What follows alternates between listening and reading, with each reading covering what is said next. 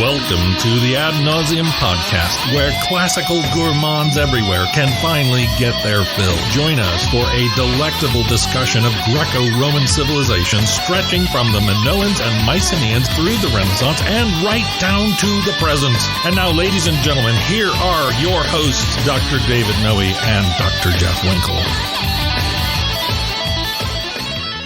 Welcome to episode 68 of the Ad Nauseam podcast, Married with Classicists. Who is that on the microphone there? Well, that, Jeff, would be your lovely wife. Oh, that's right. She's sitting right next to me. Becca Winkle. Yes. Yes, and today is entitled Married with Classicists, right? So this is something brand new. We've got two people infiltrating the Vomitorium that have never been in here before. Well, no, my wife has never been in here before. No. Yeah, Tara has been in this particular locale before. But not as a participant in the show. No, way back when, and when we had Vomitorium Part 1, Yes. she read a few ads in the Gary Schmidt episode. You remember that? That's right. That was Vomitorium East, I believe. Yes, that's right. Maybe she'd like to say hello at this point. Hello.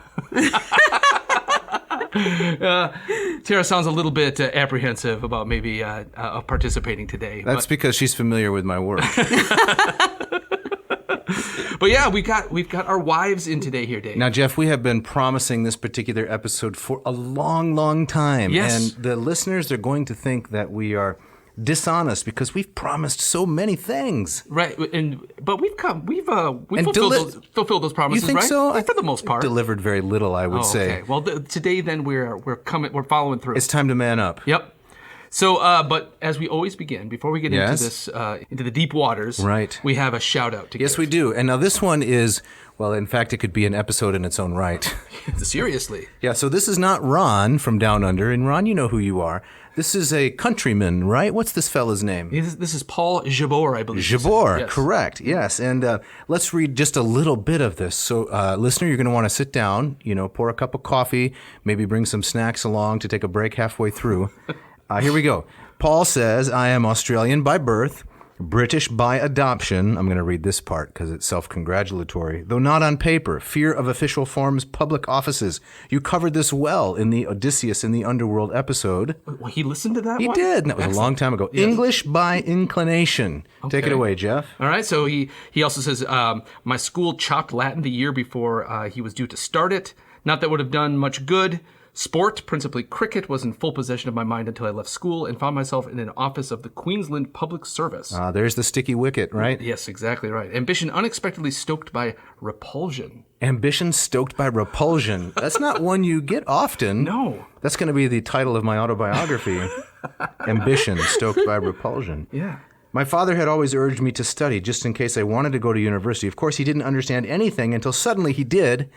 And I had to beg my way past my mediocre results into an English literature degree course. My goodness. Yes. He says there was no interest in any other language than the mother tongue until I pitched up in Italy, decided for no reason that I could ever articulate that I wanted to live there, came to England, married, and then dragged my poor wife and 2 children to Parma for 8 years. We've been to Parma. We have been to Parma. Yes, it was January of 16. You remember that? I do remember it. Do you remember the giant wheels of cheese? Yes, we travailed the city, and it was quite interesting. Very interesting, right? Do you remember that interesting detail that lots of the locals there, instead of having money in the bank, they have wheels of cheese? I do not remember that that. have aged for years and are worth thousands of euro? That's incredible. Yeah, the cheese on the bus goes round and round, you could say.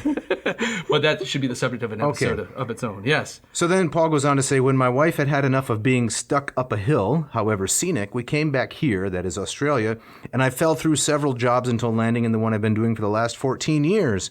He says I won't describe it. Why not? I don't know. Okay. I don't know. Maybe pick up at the languages in the armory. The languages in the armory? I'm trying to work my way through the okay, here we go. The languages. It's on page 75. The languages in the armory of someone like C.S. Lewis or virtually anyone else before the war inspire awe. Patrick Lee Fermer is another.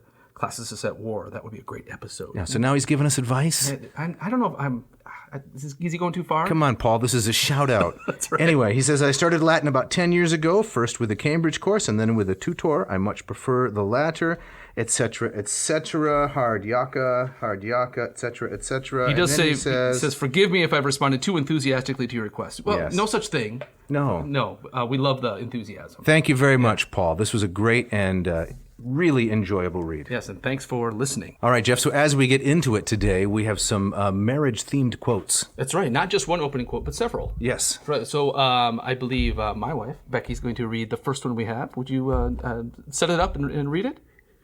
There is no more lovely, friendly, and charming relationship, communion, or company than a good marriage. Martin Luther. Yes. What do we think about that one? Well, do we know anything about his marriage? Was he happily married? He or was. He was? Katerina von Bora. Okay, I don't know his story. Our daughter loves those books, doesn't she, Tara? Yes, she's quite enthralled by them. What books are we talking? What are you talking about? A series by Louise A. Vernon, and she chronicles some of the reformers. And Okay. so And there's their a family book, life, right? Thunderstorm in Church, that Sophia especially enjoys. So Martin and Catherine. Katerina. Had a happy marriage. They had a happy marriage. Okay. Though he was always spending way too much money, and he'd have to come back and say, "Katie, I gave away all our money," and she would berate him for squandering their money. Spending a lot of it on beer? Well, beer, but also he'd give it away to beggars. Oh, okay. So he said God divided the hand into fingers so that money would slip through. Oh, I love that. It's nice, that. but Nice. hard for family budgeting. Right. Tara, you got our next quote. Yes, this one is by Marcus Cicero. It says, "Not cohabitation, but consensus constitutes marriage." Ooh, romantic. Wow. That's not one you're going to find on a Valentine's card. No. Cicero really knew how to woo the ladies, didn't he? Oh, my God. It's not consensus, not cohabitation. But consensus. Right. In other words, will you marry me? Okay. That's it. That's it. Right. So, I mean, again, you're our Cicero guy. Yes. And we know a lot about his relationship with his beloved daughter, but yes. do we anything about his wife? Miserable. Eventually ended in divorce. So it did. he and Terentia were miserable for years. It seems like he was so ambitious, bent on political advancement, he leveraged his family deep into debt and always just went to Terentia and said, hey, we're going to borrow some more money. I'm going to buy another house. And I don't think he was especially kind to her. Yeah. I don't think it would be nice to be married to a man who's so talented but also so ambitious. I think it was pretty miserable. Probably didn't see him much either. No. I mean, he had several villas spread out all over the Correct. boot. And, marriages were for political advancement. Right. The element of friendship was pretty muted. That's true. Well, let's get to something a little bit lighter. We got one more good quote, So, right? Beck, if you want to do the My last favorite. one. Yes. I love being married. It's so great to find that one special person you want to annoy for the rest of your life. And who gave us that one? Rita Rudner? Rita Rudner, yeah, kind of old school 70s comedian. Yes, that's a great one. She might have been on like a Laugh-In, I want to say. That sounds right. Maybe not. I'm not sure. Maybe the Smothers Brothers? Yeah, exactly. That's the era That's that we're the talking. era. But that's a great quote. Well, one special person to annoy for the rest of your life. Yes. Can we settle there for a second? What, settled? David, what do you do to annoy your wife? And Jeff, what do you do to annoy your wife? The better question is, what don't I do? Well, I think that we should let the wives answer this question. Yes, exactly right. So I'm often very unaware of the things Right. that I do that you find annoying. But can you pick one? Just one? Yeah, this is no holds barred. Yeah. I think, and you know this, the recycling of material, the stories, the jokes, the phrases. And I call it old material. She will often cut me off old mid-sentence and material. just simply old material. No, Does old she hold material. up fingers to indicate the number of times, she's heard run- it twice? she's I run- have a she's run out of- finger. Yeah, there's a particular finger she holds up sometimes. Oh, my goodness. This is a family show, Sorry. Mrs. Winkle. But Sorry. we've talked about Dave on the show, like our theories of humor, Right. And one of the things that you and I share is repetition, Right. As a Right. hallmark of humor. It is. Boom. There's a reference. That's a reference. Exactly Right. right. But Right. we've also talked about how that's often very much more a masculine view. It of seems humor, to be. yes, than a feminine view. And I've gotten into it somewhat, and we do it with puns, Puns, right? So and yes. language wordplay and stuff. That I enjoy, but like the same phrase, Right. But like family in jokes can be repeated. Yes, definitely. Much more than just some of my Yes. my old material, right? Yes. And Tara, what about you? With Just one, Tara. just one, Yeah. just, Just one. one. That's a hard one. Yeah, I think the recycling of jokes is, You do it too, Dave? Oh, yeah. Yeah. Shocking. Yeah, I know one of the things that tends to annoy her is that the kind of precision that makes one a good philologist, Yes. right? Use of words and so forth, doesn't make for good family conversation. Oh, really? Really? Okay. So, Would you say that's true? true, yeah. so you're saying like you're overly precise in Yeah, hard to believe, right? Oh, wow. I don't know when to turn it off. Okay, I got you. Right. So are you like correcting people at the table or that kind of stuff? I'm correcting people while we're at the table, Jeff. Yeah, you just saw what he did there. Yeah. Yep, I saw it. Yes, exactly. I saw it. Welcome to this. This is kind of my life here in the Vomitorium here. So what are we going to give them in segment 1, Dr. Winkler? Well, as my wife said at the top of the episode, this is Married with Classicists. So we're gonna do our best, Dave, to try to make this not about you and I, because I think the listeners have probably had enough of that. Yeah, after 66, 67 episodes. Yeah. So we want to hear from Tara and from Bec, kind of their experience of living with us, how our academic obsessions and interests have maybe filtered into their own, or what they like, what they pushed away, how that factored into them dating and ultimately marrying us. We want to talk about times we've traveled in the classical world with them, and just to get kind of an outsider's perspective, step out of that odd bubble that we sometimes find ourselves in. Right, and this is how it's not going to be navel-gazing. Yes. If I may. Exactly. And that is, we think that a lot of our listeners are in a similar circumstance. A lot of you are Latin teachers. A lot of you teach Greek and, classical schools and private schools and public schools. And you have a kind of obsession with the things that we're interested in, right? That's why you're listening. But what about, your poor spouse or, your significant other who's just kind of hanging around? Why do they have to put up with all this stuff? And what might they think about the experience? Exactly right. Yeah.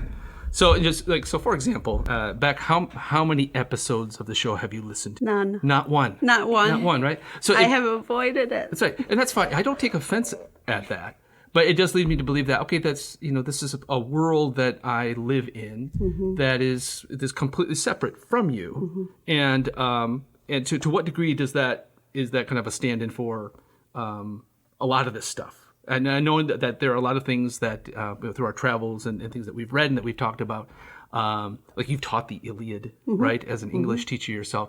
Our worlds do cross, and so Yes. I'm just interested in kind of getting that outsider perspective, that's a second pair of eyes. Right. So to put a more pointed question, what do you remember first about encountering the classical world as Jeff presented it to you? Well, it's weird because, as Jeff said, I did not have a quality history education. I went through public schooling. I did Montessori schooling, but history was never emphasized. And the one history professor or teacher I did have in high school was the school's tennis coach, and it was his last year before he retired.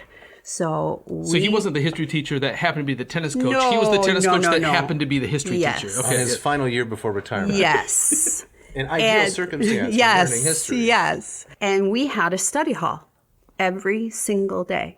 And he would say, you could read this chapter if you want, but you don't have to. And that was it. And so when I went to college, I did my history before I came to Calvin, where we should. But I did my history requirements there. And so I didn't get a very full history. And I honestly thought history was boring. The idea of classics was boring to me. That's all right. But I think the brilliance of it is that for me, the power is story and the power is people. And Jeff has always had a way of presenting history, not as something that was, but as a story that continues to live on. And when you listen to the story as opposed to the details and the facts, you get very wrapped up. Yeah. And so for me, I really had very little knowledge. I studied French, I studied Spanish, but I had very little knowledge of anything kind of classical. Did you not Until not Jeff. even encounter the Odyssey? No. Like a ninth grade or No. anything? Nothing like that. No. Yeah, that's wild. Nope. So full disclosure, we should say my wife Becky is a high school English teacher. Yes. And so I think one of the ways in which you and I have shared a lot of interest is through that interest in narrative and the stories. Well, we tend to teach and read different Yes. narratives from different eras and such. Yep. There is kind of that. The notion of the hero's journey. Right. There's kind of that, those archetypes. Throw in some liminality, maybe. Oh, yeah. You We love let the liminal record show spaces. you brought up the All right. Love some liminal spaces. Beck is also very interested in liminal Oh, I spaces. love it. So that's great. About Tara. Now, how about you? Well, I also went to a public high school, but it was very much math and science focused. And that is what I ended up studying. I studied biology. So I had very little exposure to anything classical. And I think even saying the word classical, when I tell people that my husband is a classics professor, they will say, oh, so does he teach about Jane Austen's books? Yeah. Or so they don't have... That They don't word understand. is Yes. foreign. Yeah. Right. Yeah. Like Bec, I studied Spanish in high school, so that was my foreign language. Latin was not offered. So I really had no exposure, maybe a little bit of Greek mythology in high school. I did not read the Iliad or the Odyssey. Okay. I don't even think I had Greek mythology in high school. I mean, there was nothing.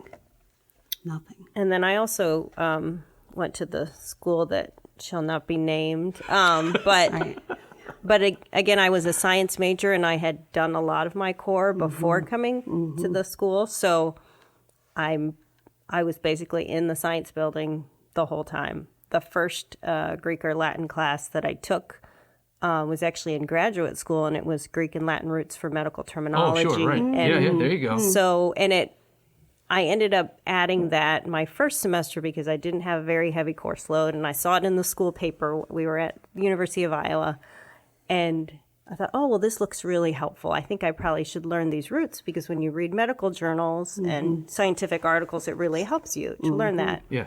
So then I was back in my apartment, and I said to Dave, I said, oh, I signed up for this class, medical terminology.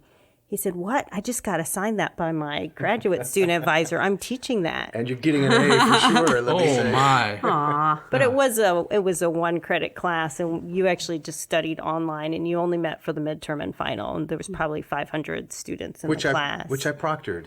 Oh, you did, yeah. And I winked at her before I handed out the exam. What? That's some fraternization? Is what they Well, yeah, right, yeah. I think she got like a 98.8 on it, though, Okay. because, I mean, lots of diligent study. I remember teaching that class, which should have been, online with just with it and trying to fill 3 days a week, 15 minutes at a time. With terminology? To terminology, trying to turn these into lectures. I tried to have fun with it, but there was nobody in there that was interested in having fun. Now, Tara, let me ask you this. So, as someone who has a much more kind of scientific, mathematical background, and that seems to be also kind of an interest that you followed, did that translate into, as I have found with students with that kind of background, they often get frustrated with doing literature because they don't like the kind of the broad choices of interpretation, Exactly, and they want right. more kind of like, well, what is it, Right, and what it's is it not? cut and dry. Yes. Right. So do you find that you got that kind of that same approach? That Yes, kind of okay. definitely, and that's why I prefer math and science, because there is a right answer. Right. Right, and you can just grade it. This is right or wrong. You have a math problem, you have a right answer, you have a wrong answer. Yeah. But you don't have to interpret math. Yeah. Now, Dave, at the risk of making assumptions about you, Right, or introducing conflict within our happy marriage.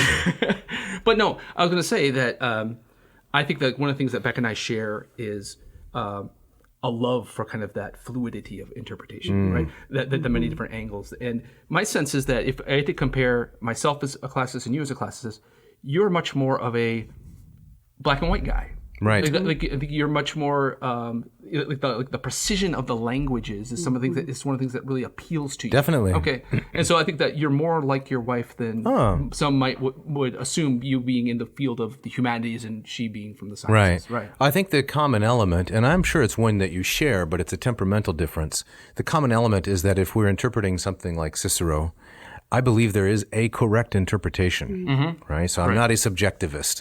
Now, maybe you're a little more comfortable with the lack of what is the correct answer in terms of what did he really think? What did Cicero really think? Or why did Caesar invade Gaul? So I recognize there are several competing answers, and we may never have, the exact correct one. Right. But I really want to get to it. Sure. Temperamentally, I want to find it, right? So maybe that's the common element.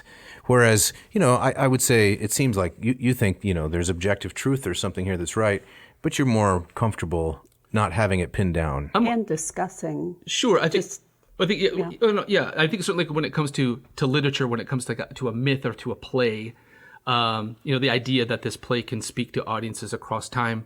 and will have different things to say to different eras, I think is perfectly legitimate. I think it has to be, otherwise they wouldn't survive.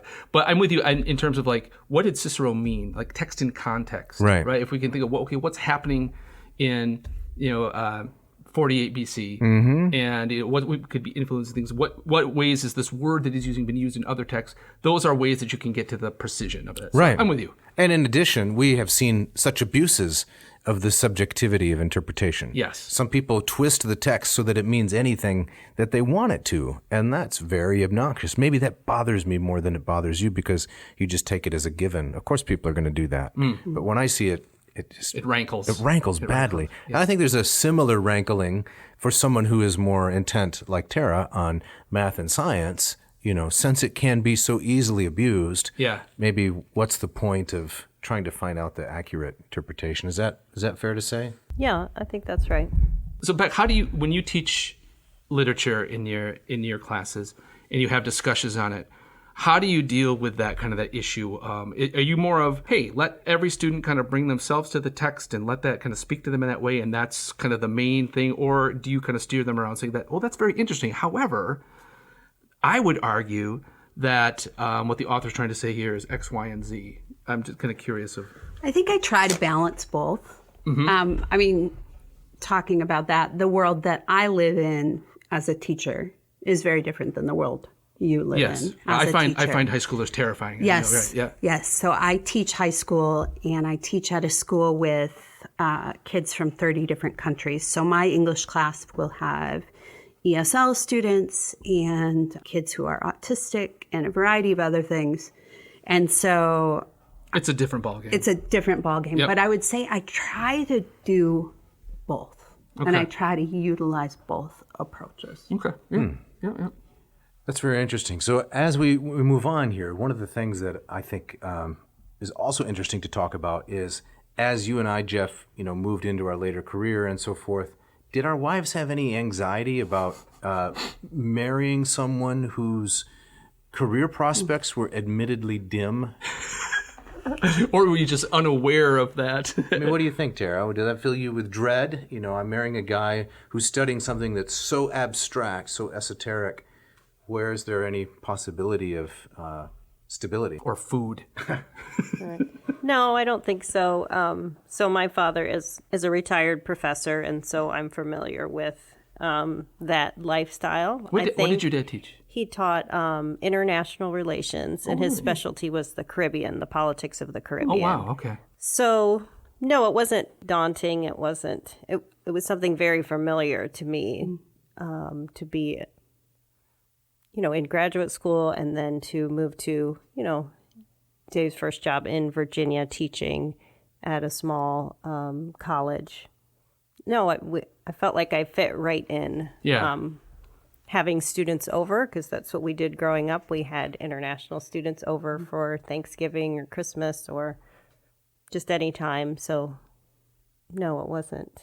Yeah, it was very familiar for me. And Tara's too modest, but I would like, if she's willing, I'd like her to talk about some of the ways in which she has made me, 100 times more successful as a professor because of the personal element that she brings to interaction with the student and encourages me in, right? I don't know how many thousands of baked goods she has made over the years. Oh, man, yeah. So what's your approach, Tara, to helping me, as you've helped facilitate making students welcome, not just in an intellectual sense, but in a personal sense? So I think I just take a little different approach. I think about when I was a college student, far away from home, not knowing anyone, not being near family. And so I look at that side of the student, thinking that they, maybe miss their mom's home cooking or would just like to have a meal with a family. And so maybe that's the other side of the coin to David's teaching and his drilling of conjugation and verbs and things like that to help feed their soul a little bit. As he's correcting their grammar. Right. Yes, exactly. At the table. So I bring a lot of intensity, right? Yeah. But then Tara brings a lot of muffins on quiz and exam days, right? Perfect. I She bring makes in a mean muffin. Yeah, I bring in a container of pumpkin or banana muffins, and they come to really almost anticipate with joy. It's quiz day. It's exam day. I'm going to get some home-baked goods. Yes, that's great. Now, Tara, did you grow up in Florida? Is Yes, that right? Okay. that's right, in South Florida, in Miami. Okay, and so when you came to for undergrad all the way up to Michigan, Right. Yeah. Yes. Did you know anybody? So my sister had also gone to the same school. She had just graduated the previous spring. Okay. So I was coming in. So I knew maybe a sibling of an RA in a dorm that, Yeah. I had met in passing, but I really didn't know anyone. And, going from South Florida, which is culturally very diverse, Yeah. people from Central America, Cuba, Latin America, and then coming to West Michigan, specifically, a small Dutch Right. school. Yes. Honestly, I couldn't tell anyone apart. They all looked the same. I couldn't pronounce their last names. And your family is It was, usually from Trinidad, yes, right? so it was a bit of a culture shock. Yes. Oh, I imagine. Right. That's I think that's like for a couple of jabronis like you and I, who grew up in the area, it's easy to forget that how daunting that is. You got to tell that story, Jeff. I know we all remember it. When we were at the departmental Christmas party at the Brat's house, Yes. and Tara brought the Jamaican firewater, yeah, which I was promised today. the Trinidadian eggnog. Tell the Speaking story, of Jeff. promises. So it's it's eggnog, right? Yes. It's right. And so Punch of It's crema. amazing. right. And you guys brought this in. It was wonderful. Trinidadian tradition with rum. With rum, right? And our dear colleague, I believe it was a guest on this show. He was a right? guest. You Yeah. can go back and look at. Then we walked to Philippi, right? Right. Is the name of the episode. Right, but at some point in the dinner, he requested that someone please pass that Jamaican firewater. And that's going to get us canceled. That is going to get us canceled. Yes. There's no doubt. Right, but maybe in a nutshell, that kind of describes the kind of the Yes. fish out of water Yes. experience. Yeah. Right, Yes. right. So we're almost halfway through here, Yes. and in the second set, after the ads, we're going to talk about some of the really practical effects of living, with a classicist, for better and mostly for worse. But before we move to that, Yeah. I'd like to hear a little bit more about, how our wives have sometimes been pulled into our discipline, despite themselves. I don't know if that's happened in your case, but Tara has taught Latin and things like that. Oh, People wow. just naturally assume that she's able to do all those things because it's like a family enterprise. Yeah. And she's been very accommodating to that, but it's had its challenges. Sure. Well, I think one of the ways that I've kind of been brought into Bec's world is I haven't spoken to your class, but she has colleagues in teaching English at her class who are doing the Odyssey or the Iliad and have asked me to come in, and that's been a lot of fun. But here having been in the classroom for 25 years now, I don't really get all that nervous giving a lecture in my usual classes, but speaking in front of high school students, it's terrifying. It's hilarious. I'll drive there and I'll sit in the car until the very last minute before I have to walk in, and my palms are sweating. Yes. Yeah. You find this hysterical. It's wonderful. But tell her about the response that I got. So the first time one of the first times you came in to my school, a girl ran up to him and was like, "Hey, oh, are you the real philosopher, the real classics guy? You're the real philosopher?" And she bowed. Yeah, she gave me She a bow. bowed. Wow. Yeah. And I don't get that response ever. So he's quite honored, Yeah, I am. It's terrifying, but he's still anxious about it. it's a lot of fun. And I find when you when I do the Odyssey or the Iliad, I'll put some Greek up on the screen and recite a few lines. It's like a magic show off. It's just it's a magic trick, and you get their intention. I do it too. Exactly right, and that smooths things over. But I could not do what my wife does. I could not do that. So you talk about bringing students into your home. I think one of the ways in both you and I are very different is I think I err on the side of kind of keeping students at arm's length, and you err on the side of come on over, let me adopt you. Yes. Right. And Yes. so you for you it's really kind of all about Yes. the relationships. Yes. And not only teaching the subject, but helping these kids with their lives. And I find that very admirable, but it's something I could never do. Yeah. I do enjoy. I think the one way for me that I think I love with my students, like they'll have a question about a vocabulary word, and so to be able to text Jeff or call Jeff and be like, "Hey, what are the roots of this word? And then he just makes something up. No, I don't know. He could, but I love language, and I love understanding how language works. And my students, I've actually found, even though I teach at such a crazy diverse place, they love learning about that. Latin and Greek, the roots, the history of where the word has come from, just creates such a deeper appreciation for the language. And that's where, and at her school, of course, Latin and of course certainly not Greek they're not offered. Yeah, I mean, I love getting those texts from you. Like, hey, we're looking, this word came up. Is it Latin? Is it Hellenic? Yeah, that's great. I like to feel useful.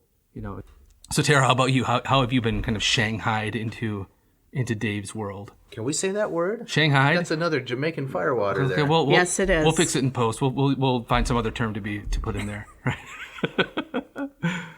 So I did many years ago teach a very basic introductory Latin class, but it was to maybe just 6 and 7 year olds. Oh wow! And the reason why is David taught an upper level class, and there were some younger siblings that needed instruction, and this was in a homeschool environment. So thought, well, I think I can do this. So our kids learn Latin using a very antiquated online flashcard program where you would hear a word in Latin, you would see a picture, and you would repeat the word. And so I just picked up a lot of vocabulary that way. Just along the way by doing it with your own children. Okay, or sitting with them and helping them to learn. And they actually learned to read and pronounce Latin before English just because it's phonetic, and it's strictly phonetic, right? English is not. When they say sound out a word, you really can't sound it out. It doesn't work. In Latin, it does. And so that's how I learned Latin.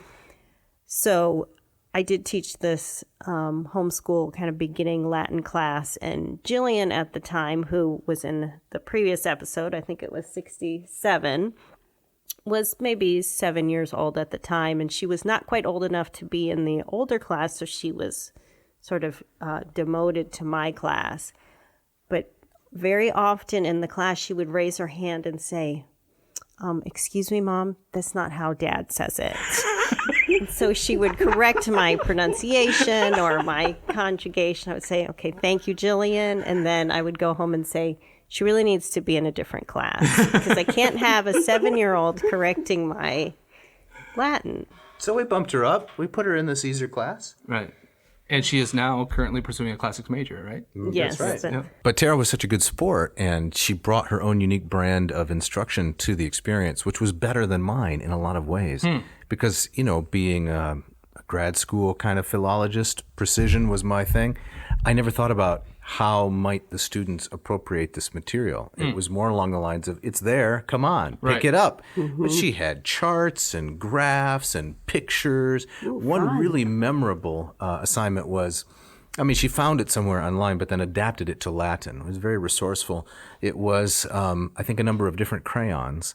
And then the crayons had on it a color name, and the name was the Latin name. And then the students would color in the crayon with the proper color so that they would associate the Latin word like caeruleus, blue, with the blue crayon, right? And have kind of this tactile experience. Exactly. Right. Rubert with the red crayon. I never would have thought of that, or much less gone to all that effort. You'd say, learn it. What's your Learn problem? it. Come on. Take the crayon and... All right, so now I'm really eager to talk about some of the travels. Yes, I am too. In Italy and Greece that we've done with our wives, but the pedantry. The pedantry, right? Exactly. The overwhelming nature of too many sites, too many dead guys. Don't even start. All right, but before we get to that, we got to do the ads. Let's do some ads.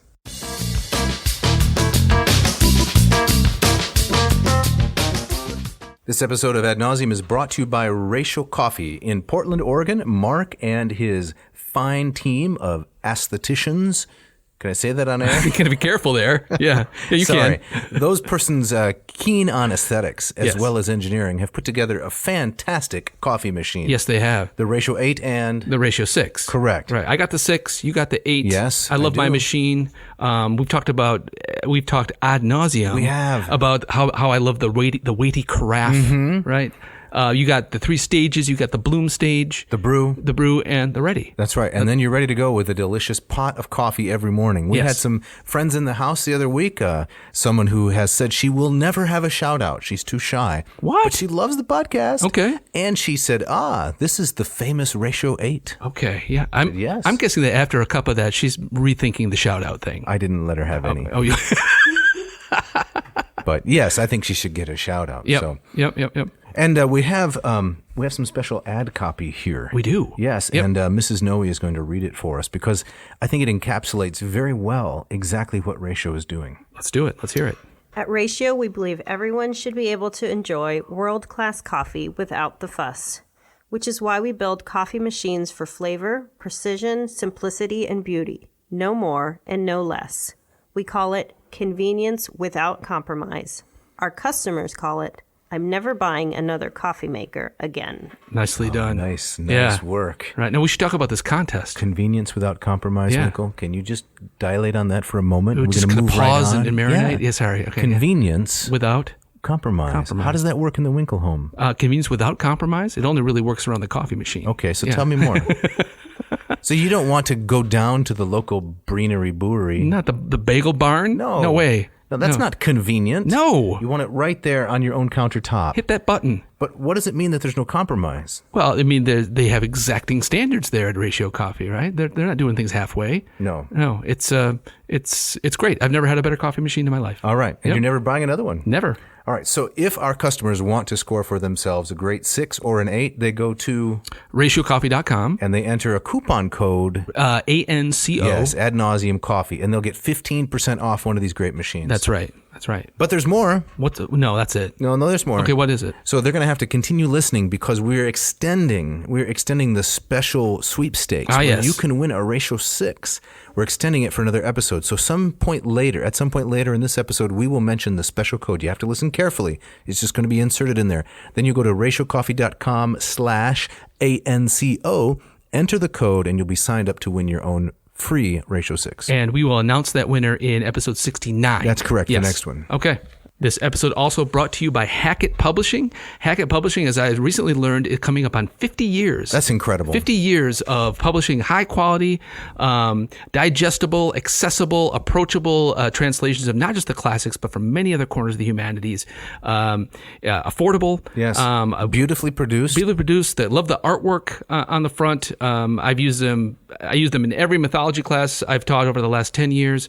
I've got a number of Hackett editions on my shelves in my office and at home. You got one in your glove box? I do. In case of emergency? I do. I actually have that Ovid's Metamorphoses. That's right. Is in my van as we speak. I know. So we've got even 2 copies of the Metamorphoses, one by our friend Stanley Lombardo, Yep. and the other by Ambrose, right? That's right. So this is a great thing about Hackett. When you check out their catalog of books, they have multiple translations for all the major authors. Right, which is, as I take it, that's fairly rare. It is. Most publishers, we got one focus on translator one. for one thing, and we don't need another one. But Hackett say, hey, come on in. Correct. Right. And in addition, they have been supporting this podcast for more than a year now. Yeah. They jumped right on it with this generous support. They said, hey, we like the classics. We want to popularize them. We're going to support what you're doing and offer our audience a great deal. Yes, right. So, listeners, if you go to HackettPublishing.com, There's 2 T's in Hackett. 2 T's, find the books that you want, put them in your little checkout satchel. Right? Is that what you're doing this time?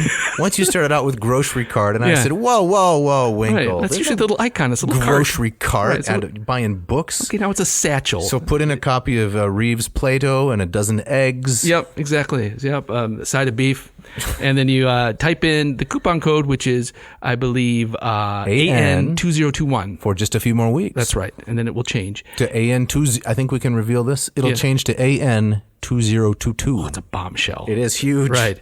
But if you do that, you will get 20% off, 20%. off, and free shipping. It's incredible. Check it out. This episode also brought to you by the Moss Method for learning Greek. Dave, tell us about the Moss Method. Gladly. So Moss Method is a program I have developed that will take you from Neophyte to erudite. Which means you start out as a tender little twig knowing no Greek whatsoever, and by the end of my program, you will have almost as much knowledge as I have, by God's grace, accumulated in the last 25 years. Why is that? Why is that? Because I have put into this program virtually everything I've learned in the last 25 years of studying Greek. My goodness. So It's a lot. So they sign up, and then That's right. It probably takes them a good year before they're ever even reading it. Oh, Greek. no. Great question. I Yeah. love that setup. They're reading Greek in the very first lesson. Oh my goodness. Unlike other programs where learn a rule, apply a rule, forget the rule, learn a rule, apply a rule, forget the rule. In this program, you're actually reading Greek from the start. It's simplified prose, but they're good stories, connected, interesting stories. And I've heard rumors that there's also a direct connection to you. That's correct. Yes.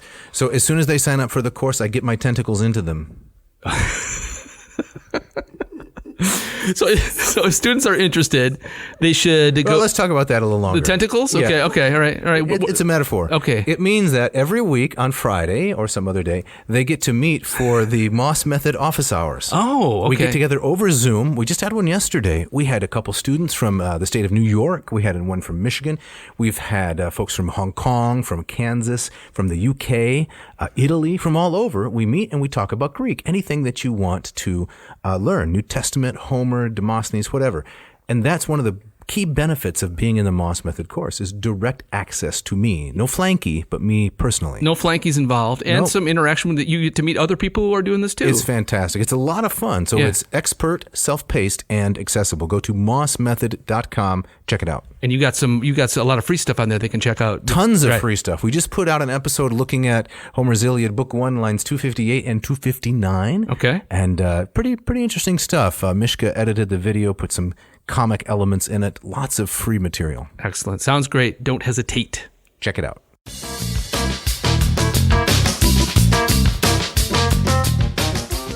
All right, so as we get back into this, one of the things I'm eager to talk about and hear about from Tara and from Bec is some of our experiences travel in Italy and in Greece. Bec and I have been to Italy twice together, including a long kind of summer study that I did at the American Academy at Rome, up on the Janiculum. And she's yet to come to Greece, although that's in the plans in the next year and a half. I hope if everything goes well. Just to kind of hear a different perspective, in traveling through Italy and Greece, going to the ruins, Dave, it's stuff that we love, that we can obsess about. But it's important to recognize that not everybody is as obsessed with these things as we are. Right. And so I'd love to hear about some of those experiences. Yeah, so Tara, the first time we went to Italy was 2004. Remember when our two eldest children were just babes in arms? What do you remember about that trip? I remember that umbrella strollers don't work very well on the cobblestones. We didn't plan very well in that. Jolting your children around in the From the Arch of Titus, going up to the Arch of Titus and then down into the Forum. Yeah. We had two really nice umbrella strollers, and they were absolutely worthless. Yes. Massive cobblestones. Oh my gosh. Yes. Yeah, somebody needs to set up a kiosk there and sell things like with giant shock absorbers. Yeah. Right? Stroller rental. Right. But at the same time, in going through it, I don't see a lot of people taking their small stroller-born children through the Forum. So kudos to you. We always did. I mean, when we did travel with Ian, we would wear him. Like He we was would small do enough, right? We went to Portugal, and when Ian was like 9 months old. Yeah. Yeah. Yeah. So we would do that instead of the stroller. And that's always comfortable in the blazing Oh, hot it's sun of wonderful. It's July also Rome. wonderful if your child gets ill. Yeah. It's the stomach flu. Exactly. And your husband happens to be looking somewhere off at the distance, taking a photo Right. as your child is launching all over you. I learned recently there's a name for that when you get sick in a place that's foreign to you, not your home. It's called jippy tummy. Jippy tummy? Jippy tummy. It's a new word. Yep. Really? Look it up. Sounds like in the Jamaican firewater. Sounds like Yes. sounds a little It suspect. is, no, it is getting so offensive. It's not sus. You take your kids to Rome and you get the jippy tummy. Get the jippy Yep. tummy. Yeah. But what else do you remember about the trip? Lots of museums, lots of old things, pieces of statues. Did you find it interesting? Or was it like the people that you encountered in college that all kind of looked the same to you? After a time, it did. Yeah. And I remember, I think it was this trip. I think there was one museum that David had on his list, and the kids at that time were 4 and 2, 4 years old and 2 years old. And I just said, you know what? I think they need to go to a park. And as it happened, there was a little park next door to the museum. And I said, why don't you go in and they'll play on the swings. And so they had a little break and they got to swing. And so they really liked that. And That was the Borghese Galleria. yes. You know, that little arcade that's right outside, because the Borghese Galleria is in a large park. And there's a traveling arcade kind of with tilt-a-whirl and so forth. And but you went back to the Borghese, remember? In 2017 when we took students there. Yes, that's right. So That's I did a make memorable it back experience. inside. Yeah. And how many students were on? You have to tell this story about shepherding all of these students through the streets of Rome, because this was a Herculean effort. This is the 13th labor. We had 40 high school students from West Michigan that we were taking around. I think it was 32. Was it 30? Yeah, Well, we add a couple students every That's year. a lot. What we had to do is, after we lost one in public transportation, we had to assign them a number. True story. And really? they would count off before we either left the hotel or left the museum. And then we had a list. Everyone was assigned a number, count off, make sure we didn't lose. We did lose someone in Pompeii temporarily. I was 2 kids on this trip? I was certain. I said to one of the other chaperones, I said, I'm pretty sure we don't have our number. She said, oh, no, I'm sure we do. And lo and behold, we were missing someone at Pompeii. And it was maybe 95 degrees Did that we ever day. find that and person? she had stepped out to use the restroom, and we, moved on to the next ruin, and we had to stop. And thankfully, we did find her, and it was an undertaking. So my wife should be a private detective. She has incredible instincts for people's behavior and what they're doing, right? Yeah. That's suspicious. So we had one kid who, I won't name him, but he had this black backpack which he carried everywhere, and he was really into gaming. And so instead of seeing the sights, he would sit down at the site and play some games on a small handheld device. But he also had in his backpack at least 2 or 3 2-liters of soda, Mountain Dew or something like that. Which, am I remember this correctly? Because he was Yes, I think so. he's just so thirsty and he wanted to drink this everywhere. Well, you can imagine what it's like to carry this backpack into a high security place, like the Borghese Galleria, and Yeah. he's got these, 6 liters of Diet Coke in his backpack. We also had a rule about you can't ever leave without the group's permission. You have to have the permission of one of the leaders.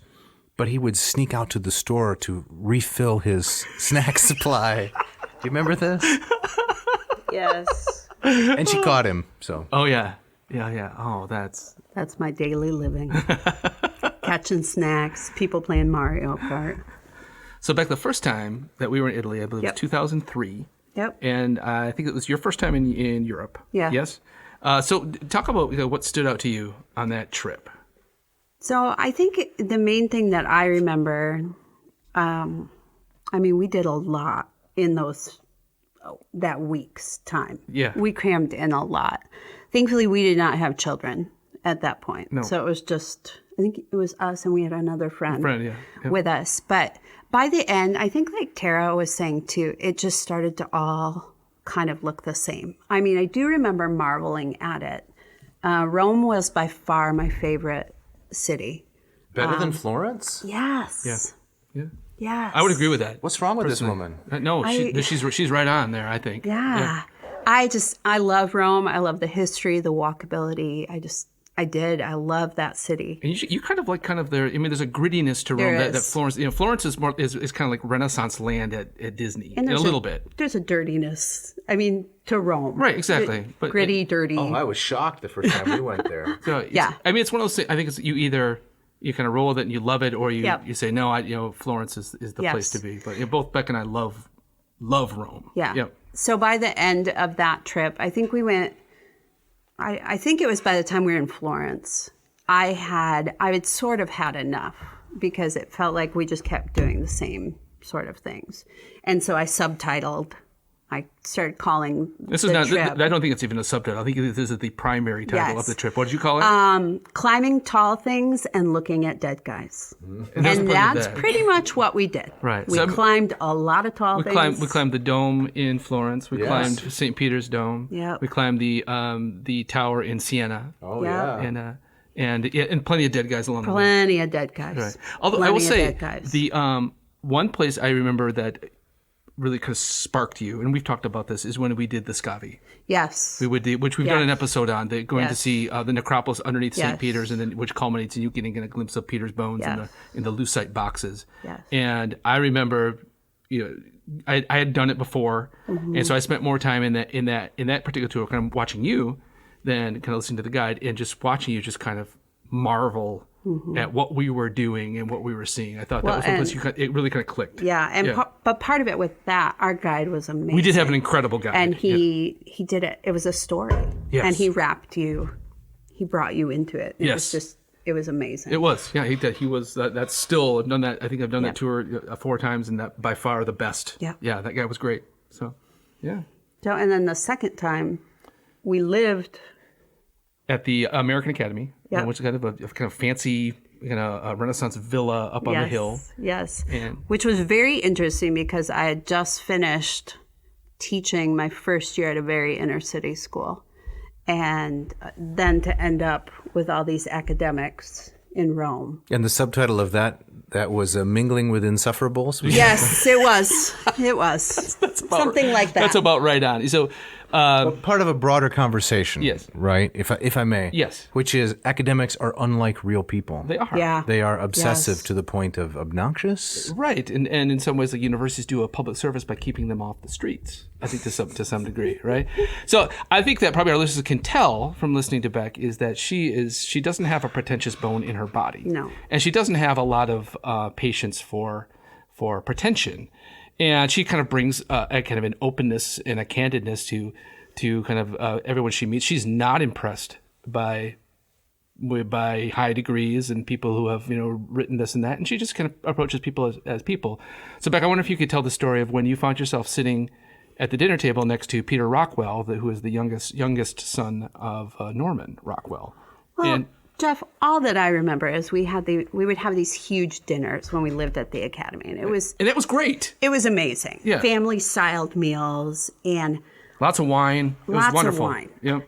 But all I remember was trying to engage with him like a normal person Mm-hmm. and ask him questions. I just wanted to know about who he was and real basic stuff. Yes. Jeff still likes to tease me about that. Right, so- because this man was not having any of it. Yeah, and so Peter Rockwell, he's a photographer, he's an artist, like his father was, and he had been doing some close-up photography of Trajan's column, or as you like to call it, Trajan's Pole. The pole. The pole. Yeah, we studied the pole that year, and so It's a great he pole. he was doing a project for the academy, and so he joined us at dinner, and I was sitting next to Bec, who was sitting next to Peter Rockwell, and I could just tell I was dying inside, because it was so clear that he was kind of miffed that Bec didn't know who he was and was not impressed by the fact that he was a Rockwell.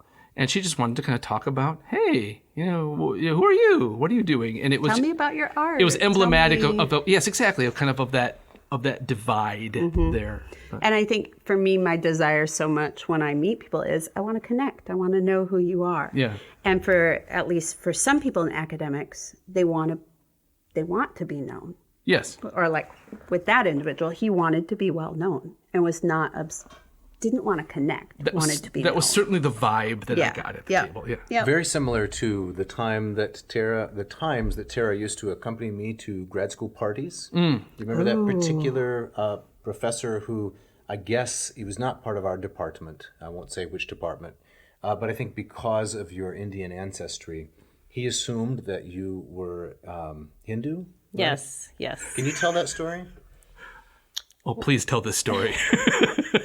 Is this a religion professor? It was goodness. It was a graduate school party. So at the time, I think we were engaged, and so you could bring a significant other They call that with you. plus one. Plus Oh, one, yes. Yes. right. Plus one. Yep. So I was the plus one that evening, and I could tell he noticed me and sort of came over and started a conversation. And At this point, I was rolling up my sleeves already. Oh yeah, you saw it was going down. That's right. Yeah. so I explained that I was a fellow graduate student, not in classics, but in a different discipline, and we continued the conversation. But once he found out that I was a Judeo-Christian, there was no interest Really? in talking with me any further. Huh. So you weren't exotic enough anymore? I guess not. Wow. Oh my goodness. Just a run-of-the-mill Protestant. He didn't want to meet one of those. Oh man. That's fascinating.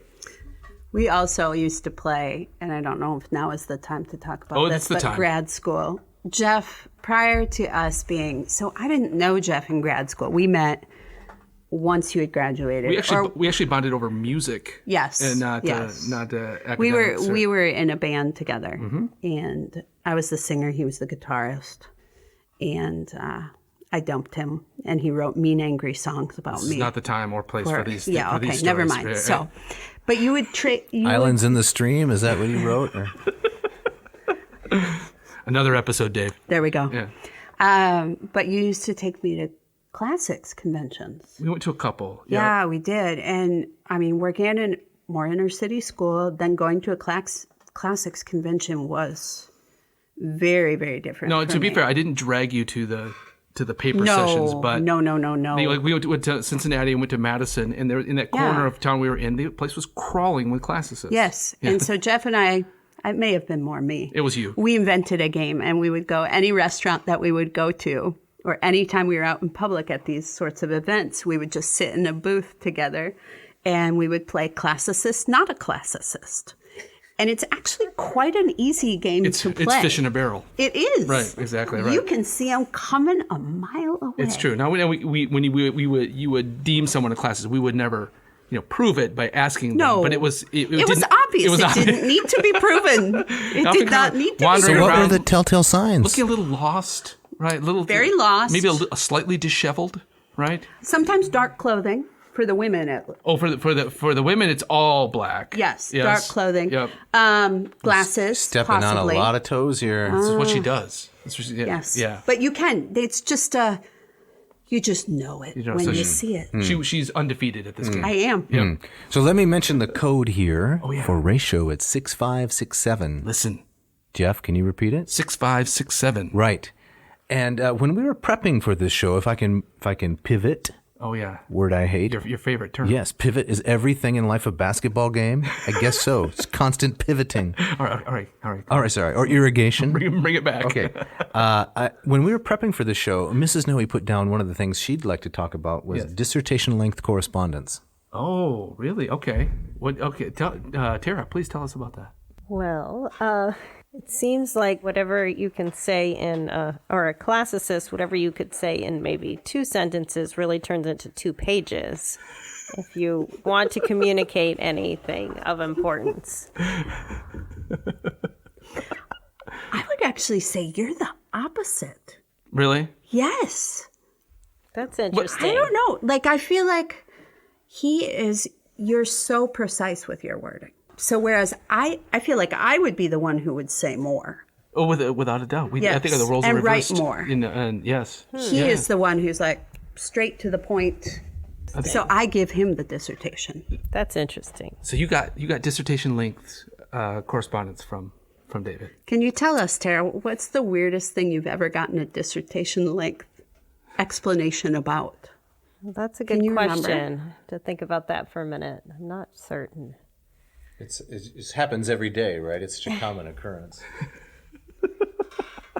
Well, I will hear, and I've been witness, sitting here in the Vomitorium, your husband, he likes to use the voice to text feature. Yes. Yes. And That is so annoying.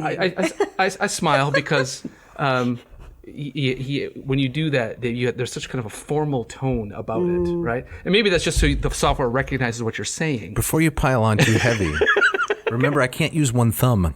You can't use that's right. Right. Okay. Now do you feel bad? No. I have this non-working left hand. I still remember, too, was it when you guys were in It was one of the last times you traveled. It might have been when It was 2016. We were in Yeah. Italy. It's been 6 years. But I remember you coming home and saying it was so funny to watch David.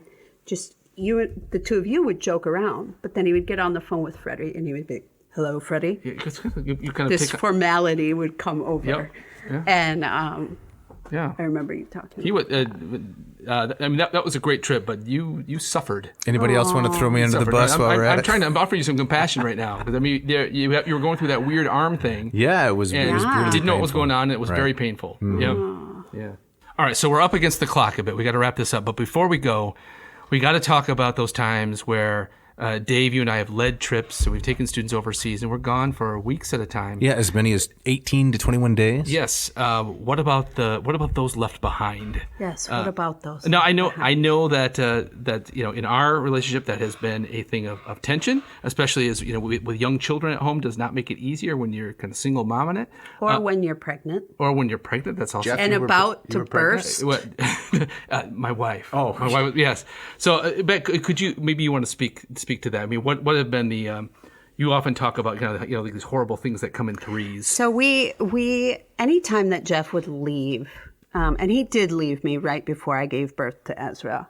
Remember? it Because was- when he came home within 2 weeks, we had 2 or 3 weeks, we had Ezra. Yeah. So I was large and in charge.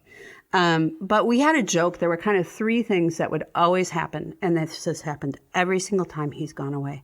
Number 1, someone would get Violently ill, right? violently ill. Yep. And sometimes all of us would get violently ill. So were you just faking it because Jeff No, was gone? Or? no. It was not faking. I do not fake this. Number 2, there would be a major weather system of some sort. It was always in January. So we would get feet of snow, polar vortexes, Ice storms. Yes. you name it. Which roof leaks, right? Yep. Yeah. And then number 3, something in our house. We live in an old house. Something always goes wrong. Pipes freeze. Last time he was gone, the toilet overflowed and came through into our kitchen. It was raining in our kitchen. Oh, no. So with that moment, we were I was with a it group was in awful. Delphi. This was in 2018. And I was on the balcony, which overlooks the valley. Oh, it's It's gorgeous. just gorgeous. And so I thought, what a great time to yes. call. I'll FaceTime my wife. And the first image I see is not my wife's face, but my neighbor with his toilet snake, trying to remedy the situation in the bathroom. And As it's raining as in it's the raining, kitchen. right? So that's what I thought. Oh, right. I bet you were glad to end that call and go back to the idyllic setting of the Delphi Valley. It was awful. But yeah, that does seem to be uncannily that happens. You got similar kind of thing at the Noe household? Sure, yeah. We had this infamous window well in one of our homes, which for whatever reason we didn't have a cover on. And one time David was away for an interim trip, and lo and behold, a muskrat dropped into the window well. Oh no. Day 1. What did you have to do? Did you call somebody? This has Critter a- control? This Who has do a you somewhat call? violent ending. Who do you call so for I'm a not sure muskrat? Oh. You want to? Oh, no. Want to go down this? No, okay, we're this not road. going here. So the window well was larger than it needed to be because I dug it myself. Okay. So it was maybe not to code, and I finished most of it myself. And this poor creature wandered up through the sewer and dropped in there. And they're not the smartest. So I gave phone-related advice. Put a board down there, see if you can get it to climb out, Yes. entice it to come out. But it stayed there in a long time until I returned, and then services were held. Oh my goodness. Wow. On that note, So what do you guys do when, you face this guilt. So Tara and I wanted to talk about gifts. Like, what do you bring back from these trips?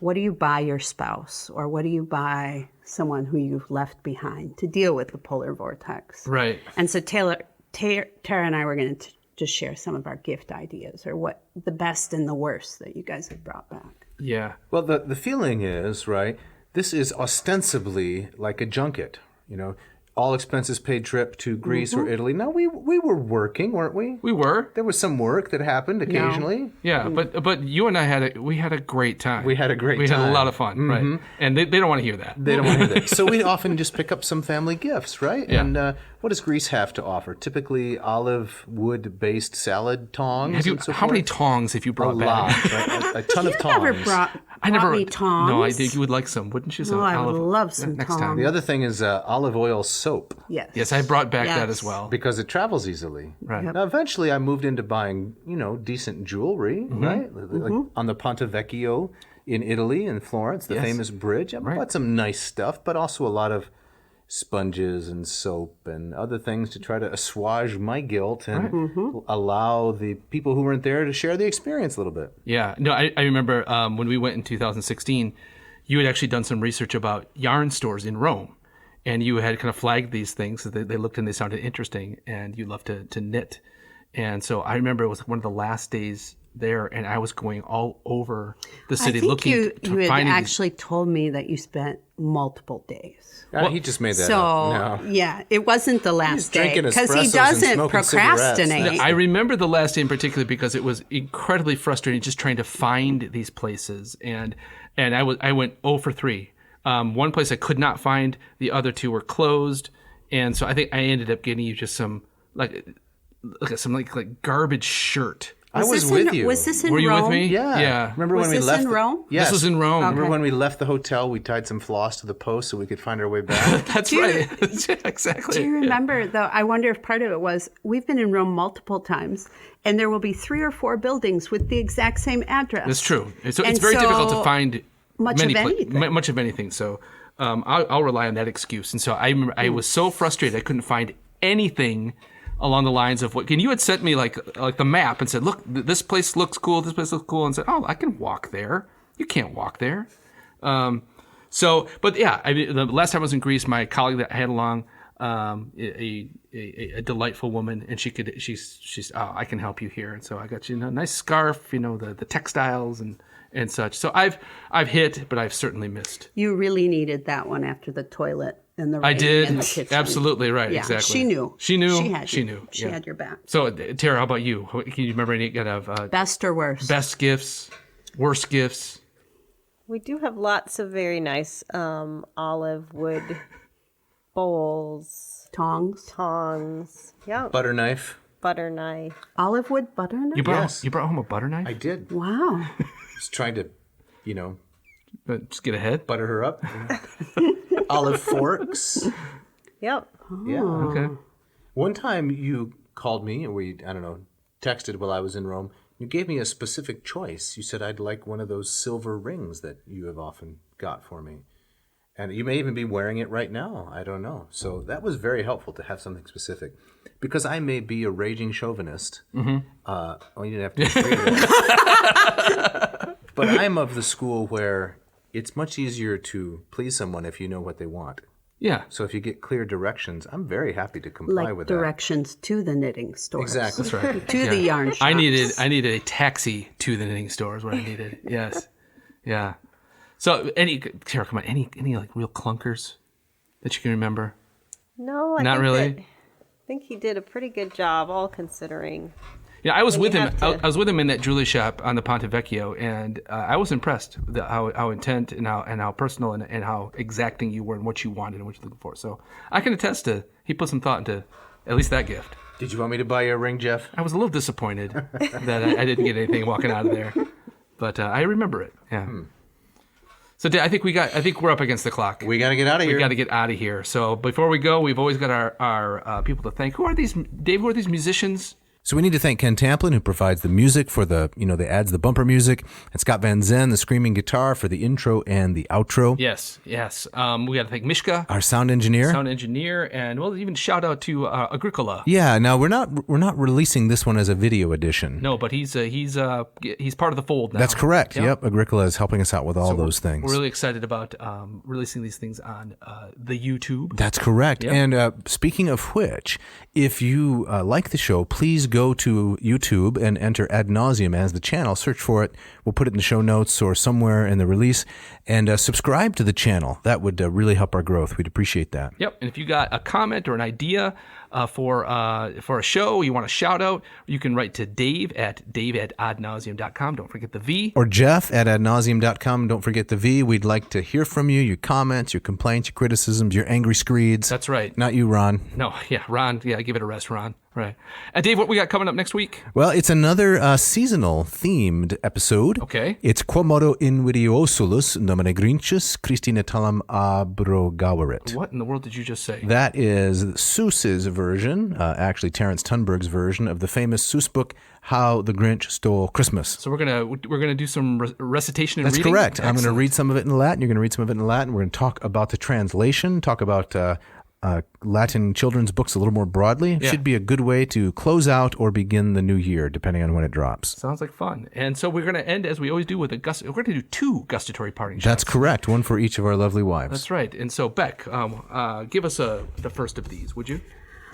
You never cook onions with your beans. That is a recipe for tear gas.